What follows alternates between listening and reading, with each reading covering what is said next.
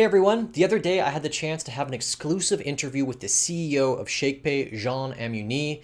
We talked all about the origin of the company, where it's going over the next few years, and everything and anything to do with Bitcoin.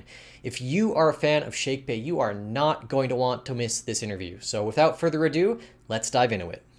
Maybe to someone who's never heard the story of Shakepay, how did it start? How did it change? Where is it now? Yeah, super high level. So Roy and I, we studied together. We're both engineers from Montreal, and I it was summer 2015. I had some Bitcoin, and was catching up with Roy. We're grabbing a beer. I don't know if you've been to Montreal. There's this place called Benelux on Sherbrooke, and having a beer, and wanted to pay using Bitcoin. Back then, like the narrative, like the dominant narrative of Bitcoin was internet currency. It's maybe similar to what's happening in El Salvador today, and you wanted to send Bitcoin to everyone. You wanted everyone to experience Bitcoin. A tip jar was like the big thing, and so yeah, we wanted to pay using wanted to pay for our beer using Bitcoin, and so we go to the waitress and say, hey, can we pay in Bitcoin? She has no idea what we're talking about. It's like before the 2017 bubble, um, and so just then and there kind of drew up what it would look like where I had Bitcoin. I'd be able to use my Bitcoin in a transaction, but the merchant wouldn't necessarily need to see what where that came from, and that was really the start of ShakePay. Like it started as a side project, just nights and weekends, the classic. And then I convinced Roy to quit his job and uh, you know went at it full time. It kind of changed because you had this card in the beginning, but then I think you pivoted, I guess, the whole design philosophy to just be this place where people could just buy and sell Bitcoin. What was that experience like, kind of pivoting the business? Yeah, it's an interesting one because like you said, we used to have this card. It was loadable in Bitcoin. You send Bitcoin to your ShakePay account. It would get converted into fiat, and then that fiat would then be spendable at any terminal, any merchant. It was a Visa. It was a virtual or a physical card. So you would get something in the mail. It did not have a ShakePay design. It was white labeled from this bank, and it was growing. Like it was growing fast. I think we were growing double digits every month, and company was profitable. And then one day we get an email from the bank saying, "Hey, your card program has been closed. Thank you for your business. Have a nice day." And just like that, everything had gone away. We had 30,000 customers across the world, um, and I don't even remember the numbers, but it was somewhat shocking to just get an email and saying your entire business is gone. The whole point of Bitcoin is that it's uncensorable. No one should be able to do that to you. Um, and so I guess um, somewhat in parallel, for the last year or so, just me individually, I think I somewhat grew up with Bitcoin and my understanding of Bitcoin, and I stopped selling. I stopped wanting to use my card. I stopped wanting to spend my Bitcoin, and so I was not using my own product anymore. And the company, we were not dogfooding anymore. We were not our own customers, and so internally we had already started working on what would be like a peer-to-peer version of like Venmo or Cash App built top of the blockchain, where I'd be able to send you money. It was all non-custodial, um, and we ended up turning this product into buying Bitcoin.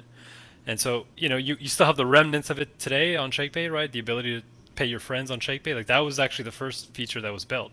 You'd create a username. Back in the day, that product had a key that you would generate on your phone, and it was a non-custodial wallet. And we thought, okay, maybe we can tag on top the ability for you to buy Bitcoin. So you could send CAD, then then buy Bitcoin. And when that email came through, um, we decided, maybe let's have a run at this. The company still had money in the bank, and we were not ready to stop. Like it was just this email that said, guys, you should stop doing what you're doing, do something else. It's like, okay, fine, I'll take that. And so we pivoted the company into what you see today, the ability for Canadians to buy and sell Bitcoin. We yeah, we just we launched it on Reddit, and have grown since then. And it's been I mean it's been a wild ride for sure. Yeah, I mean, fast forward just a couple days or weeks ago, you guys did this raise, the Series A. I know that in the past, you guys have been pretty hesitant to do fundraising. I imagine a lot of people have come to you to get equity. What made you decide to go for doing like a Series A at this point of time in the business? Company was profitable. We'd been profitable for, I don't know, 2.5 years, something like that, 2019. And we've been growing a lot. Um, somewhat mid-year, we're just thinking, okay, this could actually be quite big. Buying and selling Bitcoin, it's not that we didn't think it would be big, but I think it started becoming clearer and clearer that we're onto something, and we're onto something big, and this has the potential of becoming, the biggest financial institution in Canada, if you want to call it that. I don't know. And so we started thinking, okay, like, what is it that we want to build? And this concept of a Bitcoin neobank, where you're essentially rebuilding consumer financial services, but built on top of Bitcoin. That was really exciting to us. And so for us, it was, do you want to, do you, I say in English. I'm thinking in French. I was reading something in French. Um, do you want to do you want to go big? Do you want to really take a crack at it? And can you rival the banks in terms of your ability to offer financial services? Can you actually rebuild consumer financial services on top of Bitcoin? Are you able to to grow an order of magnitude? We have 900,000 customers. Some of the bigger banks in Canada are 9 million, 12 million, something like that. It really is within reach. And, that was not something that was true maybe a year or so prior.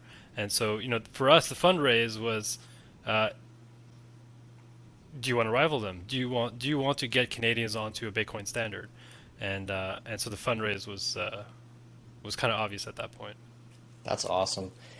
Going back a little bit into history, I know that one of the reasons like I got into ShakePay, I got in around a couple months before the entire Quadriga downfall, Oof. because it was already becoming a hassle a few months beforehand, getting withdrawals out, and I was like, I want to be able to like, put money in and pull money out.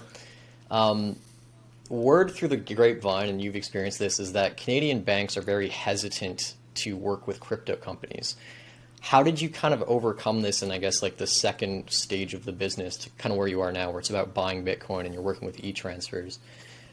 How did we overcome this? Well, I don't think Quadriga, Quadriga somewhat shed a dark light on Bitcoin and crypto in general in Canada. Um, I certainly think that it became harder for companies like ShakePay to operate post Quadriga. We had opened, we had struggled banking. We had struggled with banking in the early days. The first banking agreement that we had, we were paying like six figures a month just to be able to operate. It was not sustainable. And then finally we found a bank, that was willing to bank us and is very happy with the service that we offer. But it's not easy, right? You have this oligopoly at the top. There's like four or five big banks. They control the market, um, and they control the rails effectively. And so they're able to dictate who can really operate in Canada and who cannot. And it's always been a struggle for a company like ShakePay. And you'll probably see most Bitcoin companies across Canada have similar have similar pains. We have more bank accounts in the U.S. than we do in Canada. Oh wow. It's much easier. Yeah, it's much easier for that to happen. What in your feeling of the last 3 years, what to you has been like the most fun part about building ShakePay, and what has been the most challenging part of building it? I mean, certainly the community aspect to it. Bitcoin. Somewhat. Shaking sats and all these things. Heavily inspired by this bottom-up approach of Bitcoin. Bitcoin is not being pushed by governments, right? This is governments and media. It's not being pushed by them. It's entirely a bottom-up. It's entirely a bottom-up project, and we got really excited about that. It's like, okay, can we somewhat use that as a way for us to grow? And so you haven't seen many articles written about ShakePay, maybe more so recently with the fundraise, but prior to that, most people on the street would know Shakepay, but if you asked any journalist, they wouldn't know about it. And so that. I think that's one of the most exciting things that we've done, or that I've spent time on. And I think with the products that we've launched, it's a little weird, right? Like, you open the app and you shake your phone and you get free Bitcoin. Like, who does? I saw another app, by the way, launch something similar in When the I U.S. and told my dad about that, he was like, "This has to be a scam." I was like, "No, just do yeah, it." right. Like, It's like, yeah, what company pays you to just shake your yeah. phone? And I think I think it's something like, I don't think you can compete just by doing something a little bit better. It has to be fun. It has to be enjoyable. People have to have like a strong affection towards the brand, and I think that's what we try to do with ShakePay, and in some way inspired by Bitcoin. And yeah, and I think trying to do that with the card. You'll see some stuff launch pretty soon, but ShakePay certainly is part of that. And yeah, I think one of the hardest things, yeah, I mean, certainly that email that we received, shut your entire business and have to start over. But I think the hardest thing for sure is the year after. The company was running out of money. So 2019, it wasn't a crisis or anything, but we were burning more money than we were generating. I tried to go out and raise capital and was not successful. And so I had to come back to the company and say, hey guys, we've got to cut salaries, got to fix this ourselves.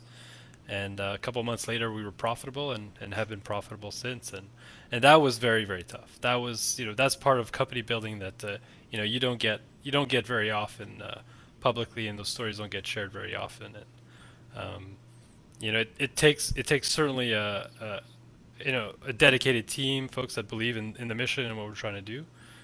But yeah, that was definitely the hardest part so far. Wow. Sure, I'm sure something like that's going to come again. And we have this value of like being the cockroach.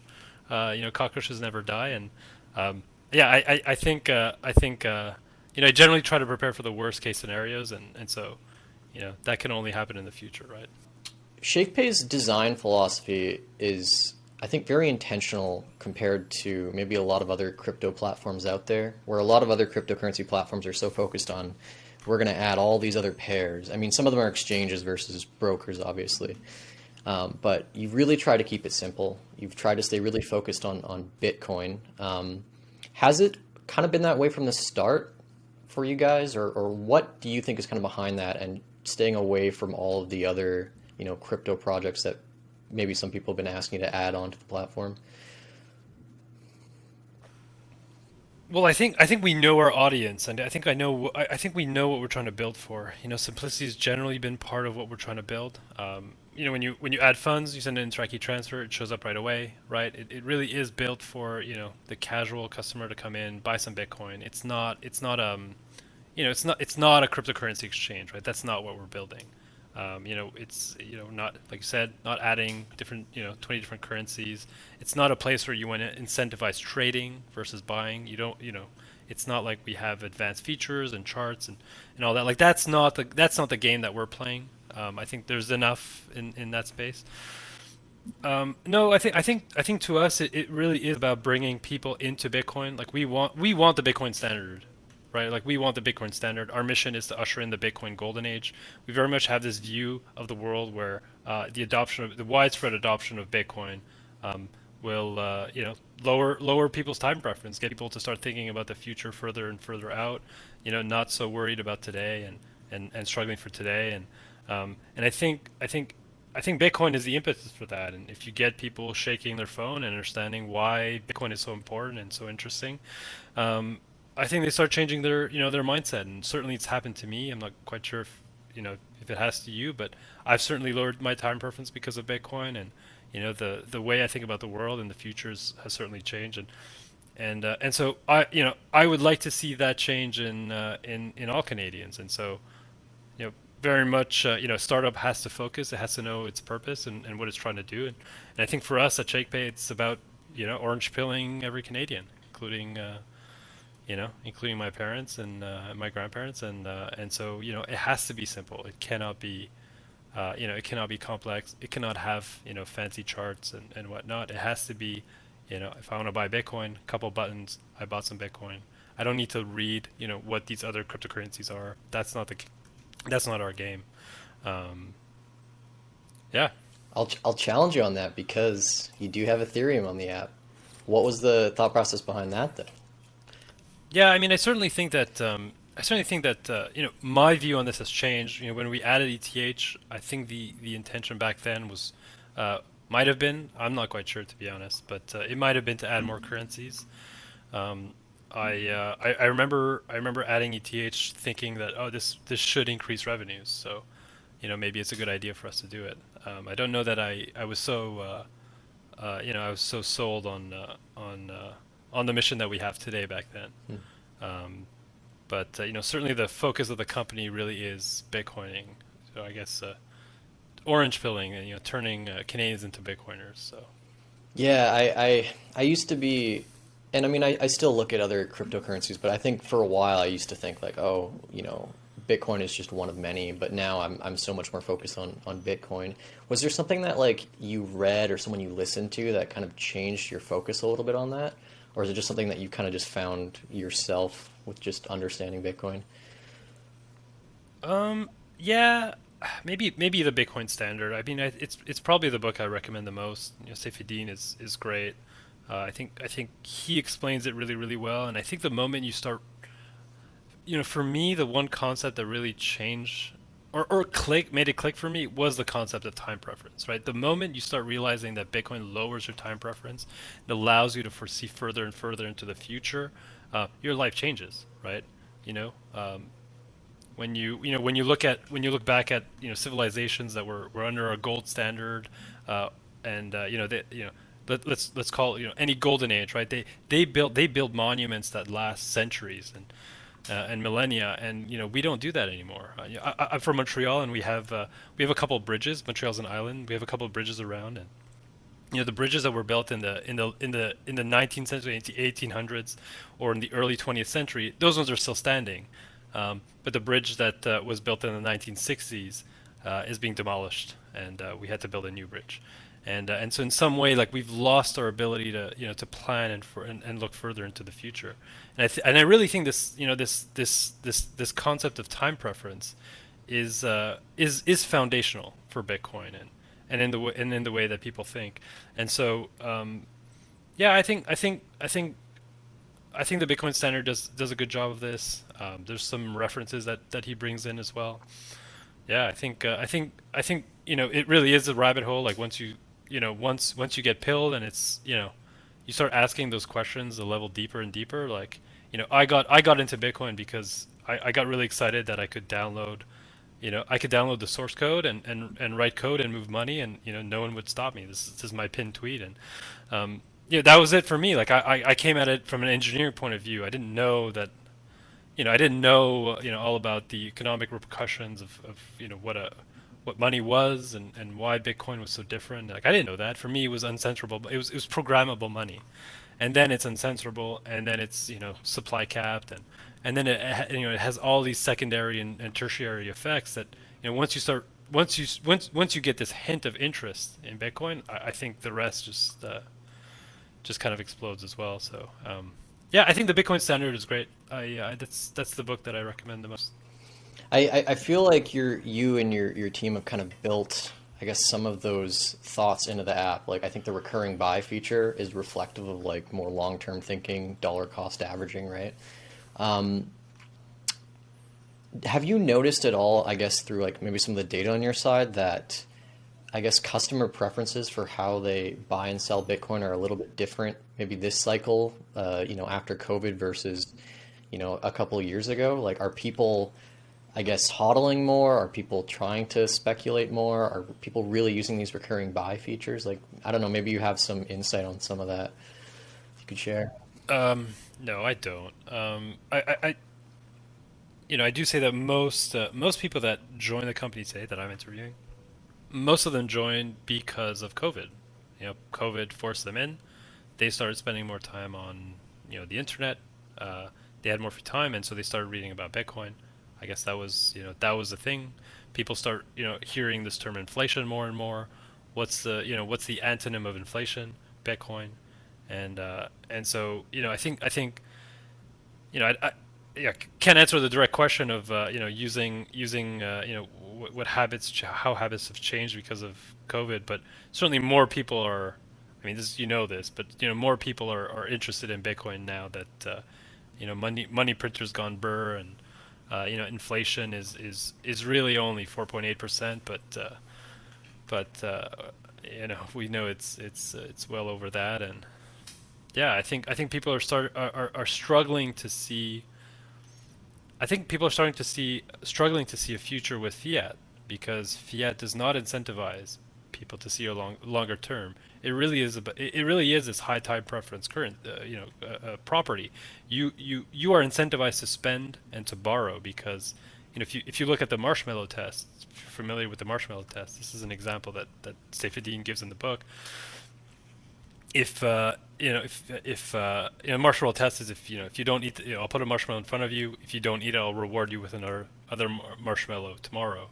um, Fiat does not do that. Fiat actually degrades over time. So if I give you a marshmallow, should you wait if you only get 90% tomorrow? Doesn't really make sense. And so the incentives of the fiat system just don't work. And I think indirectly people know this. When you sacrifice something, you expect a larger return. When you go to the gym, you have the pain of going to the gym, but that's fine because you get the gains later on. This is inherent to our spirits, but money is generally supposed to be like that. When you buy, when you hold gold, like, the gold is supposed to appreciate over time. Certainly has for the last couple of centuries, millennia, but fiat does not. And it's one of this weird thing that money is somewhat a creation of human, of human ingenuity, but fiat, the way it's represented today, is not real money because it devalues, and so it's a broken system. And I think people inherently know this, but they don't understand the frame that it doesn't have to be this way. And I think Bitcoin is the way around that. Yeah, and I think that goes into the framework of what you're planning on doing with the business moving forward, which is to not just have this as a portal for buying and selling Bitcoin, but to get users to, I guess, think of more Shakebase holistically, a platform for finance, right? And so you have kind of this, yeah, you have this banner of Bitcoin, and soon you'll be able to offer every feature, so people don't have to, maybe go to like 20 different platforms for all their things. On that note, have you guys at ShakePay thought about, or maybe you are building some stuff for merchants, is getting into like payments with Bitcoin or the ShakePay app? I'm not talking about the card because that kind of goes through like a Visa network. Have you talked about doing stuff for merchants in that way? Kind of like maybe like a Square type of situation? Yeah, we've entertained it. It's not the priority yet. Certainly our bread and butter is very much on the consumer side, so I think we'll continue focusing on that. I imagine at some point in the future, uh, we do allow businesses to sign up to ShakePay. So you have some businesses that come, and certainly some public ones that have announced being on a Bitcoin standard, are using ShakePay to buy and use Bitcoin as their treasury account. But I think for now, like, that's the extent of it. I imagine at some point in the future that should change. Yeah, like ever since the card came out, one of the things I found myself doing is basically treating it like Cash App. Like, all my friends basically are on ShakePay, so whenever we owe each other something, we send something. But now, because of the generous 2-4% cash back and all that, like, I've been using it as my primary card because I'm one of those people that never pays interest on credit cards. I just use them like debit cards, so it makes sense. Do you have anything? You pay for your friends now, right? Because you want the Yeah, cash back. exactly. This is a behavior that is changed for me. Like, I pay for everyone now. Just pay me back on Yeah, Tuesday. well, what is it, like every 100? Well, when the 4%, I mean, that's big. It's kind of interesting how, like, the US has higher cashback rewards than Canada. I've never quite figured that out. Have you found that was like the case too? Should be about the Yeah. same. The rewards that are given to through the network are roughly the same in Canada and the U.S. But I think for me, sorry, I think maybe your impression, I'm not quite sure, but maybe your impression is that in the U.S. there certainly is more Hmm. competition. The 4% is it's driven through competition, marketing, um, and maybe that's why you're seeing, or you're seeing that. Yeah, yeah, it's always with a hitch. That's what I said in the review I was doing. It's just like, oh, you get 2 or 3%, but it's only for like groceries, right? Versus just on Yeah, everything. exactly, Um, exactly. are you guys at all thinking about loan products at all within ShakePay, like actual credit cards with credit lines, or something maybe similar to what Ledin is doing with Bitcoin-backed mortgages? We are. I mean, I think it's very much within like the wheelhouse of what we offer. Like I have wealth on ShakePay. It's BTC. I never want to sell it. I'm not incentivized to sell it because I have to pay capital gain, so I never want to sell it. But I want to be able to use it, and I think borrowing against it, being able to use, let's say you have one BTC on ShakePay, and you'd be able to borrow against it to use on the card instead of having to sell your BTC or fund with an Interact. So I imagine that'll come at ShakePay, but we're about to launch the card fully, so like everyone in Canada will be able to get the card. So I think that's the next step in the announcements. I think a big part of your guys' success has been, like we talked about earlier, building community around the product rather than being like maybe every single one of these other crypto platforms putting money into Twitter ads, Facebook ads, all these things. You've really tried to do it by giving, I guess, instead of paying advertisers, paying the community and engaging the community, through generosity to kind of help promote your product.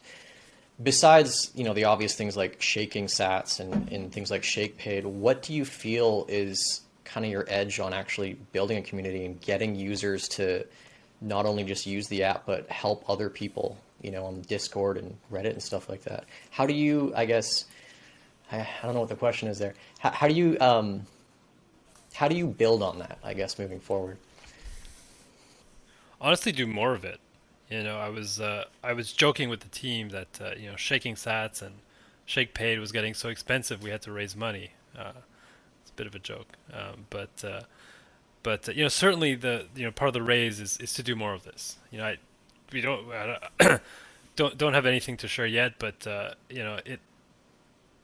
I think what's interesting is everyone at ShakePay is in some way like we are the community. So it's like these are the same people as us. It's not like we're trying to build like a community. This is these are we are these people.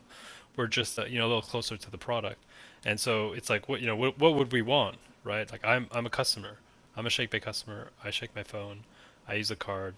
What would I want in a product? What would I want in a brand, and how would I be able to relate? And so we've given things that that we do quite a bit is like we give away merch. I don't know if you received some merch, but if not, I can ship some over.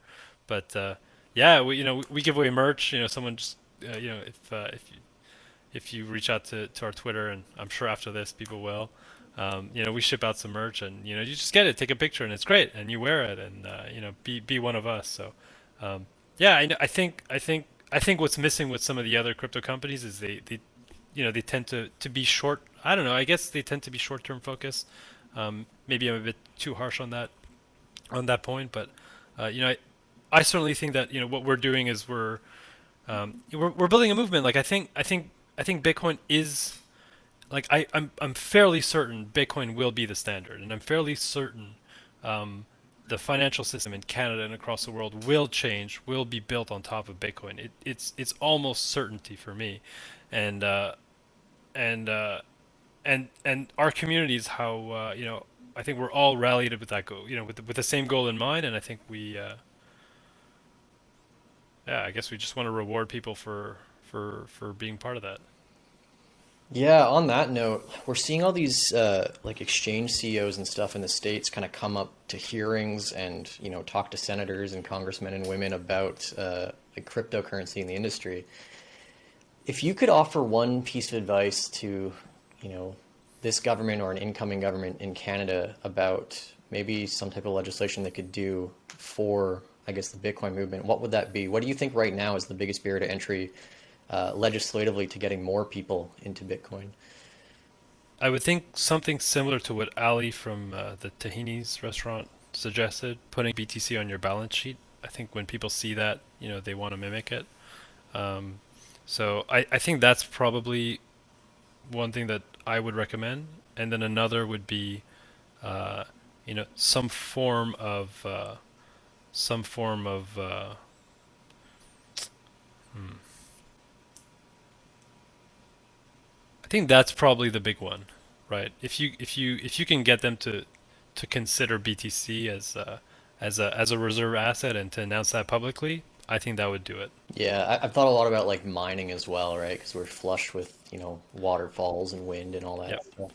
Oh yeah, mining is a Yeah. big one too. Yeah, for sure. I would definitely incentivize bringing mining onshore to Canada. I think, like you said, we have so much energy, out west, out east. This, if Canada was blessed with natural resources and we're not taking advantage of it, I think that would be pretty awful. So yeah, I would incentivize that. I would get BTC on the balance sheet, and yeah, I don't know. I'd find a way to make it easier for Bitcoin companies to pop up. You want more competition. You want more companies dealing with Bitcoin. You don't want it to be this, this hard for companies to enter the space. So yeah, I would do all three. All right, I got some lightning round things. Um, feature requests that you've probably heard of. Lightning integration. What are your thoughts? Yeah, I think we should. It's not coming anytime soon, but I think we should. Dark mode. Yeah, it's Fuck gonna come. you. And for people like me who go camping, streak freezes like Duolingo. Oh yeah, streak freezes. You know you're gonna be offline, so Yeah. pause it. I would honestly pay for it at this point because I lost like a 550-day streak, and it's not even the sats, it's just the posterity of like shaking my phone and now it says 2 day streak. I'm just like, oh, you know, it I'll hurts. take this back. I'll take this back. Streak freezes. You said Duolingo has Yeah, something similar? Duolingo, like they have a thing where like once a month if you miss like a day it like saves your streak or whatever. Okay. Um, we talked a little bit about this already, but like, we've got this big inflation number out in the States, 7.5%. Housing in Canada, I mean, there's no words to describe it. And I feel that Bitcoin is still entering kind of the mainstream consensus of like this is an option, but there's a lot of misunderstandings around it. What do you feel is maybe like the biggest misunderstanding that people still have right now about Bitcoin as a potential reserve currency or a standard? I just don't think people understand it. Um, I don't think people understand it. I think it's almost like what is the internet back in the 90s, right? Like what is the internet? And Bill Gates famously goes on some TV show and says, "Yeah, you could send messages, you could check your news," and it's like, "Yeah, but I could do that already. Why would I do that on this computer thing?" I don't think people get it. I don't think people understand it. Um, I I think Bitcoin has like the best marketing strategy, which is number go up technology, right? It really pushes the narrative into play every couple of months or years, and people keep hearing about it because oh my God, the price of Bitcoin goes crazy. Um, I but yeah, I don't think people understand those second and third order effects, and in some way like it's okay because it's it's gonna bite them in the butt.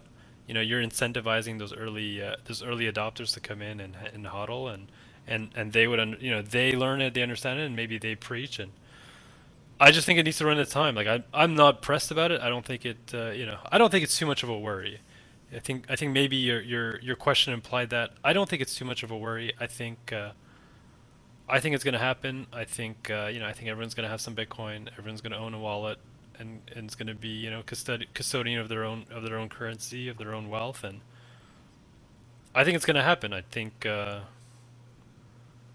just needs to take time, and I think governments are helping us. Yeah, yeah, I think for sure. This last 2 years has been one giant advertising campaign for Bitcoin. Um, God, you've answered almost all my questions here. I guess from the perspective of an entrepreneur, and this would maybe go to your whole team, what do you feel is your mantra? What advice would you give to other entrepreneurs who are looking to build something in the Bitcoin space? What is kind of your wisdom to impart onto people? Yeah, I mean, I think about what change you want to see in the world. I would crystallize that, and and then maybe if you're really excited about that change, you should obviously work on a product that helps people get there, or gets the world there.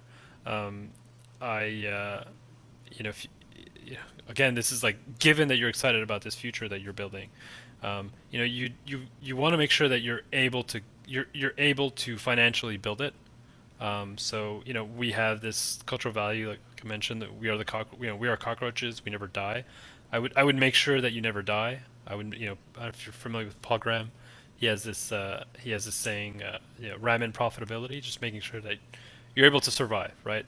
Survive, and you can still work on this project. So I would do that, and at the same time, um, I would figure out how to get this. Yeah, I would figure out, you know, in these like step functions, how you get to the next level. I think I think it I think maybe this is like the contrarian view. It's like I think I think compounding works well when when you have a starting base, but it's not what gets you there. And so, it's almost like if you have $100 in your savings account, you're probably better off using it to go learn a skill than to start investing or saving.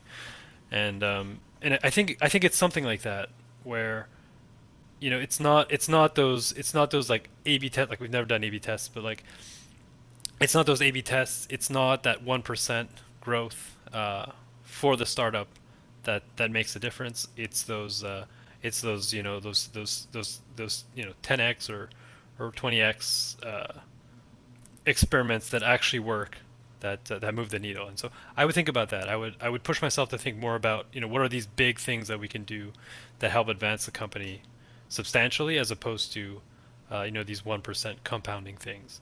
Maybe the compounding is more for your habits, right? Like atomic habits.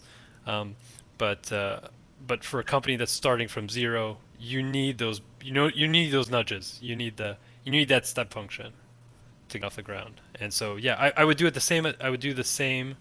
Sorry, I would do those two at the same time. I would make sure that I can survive, so that I can try as many of these step function experiments as possible.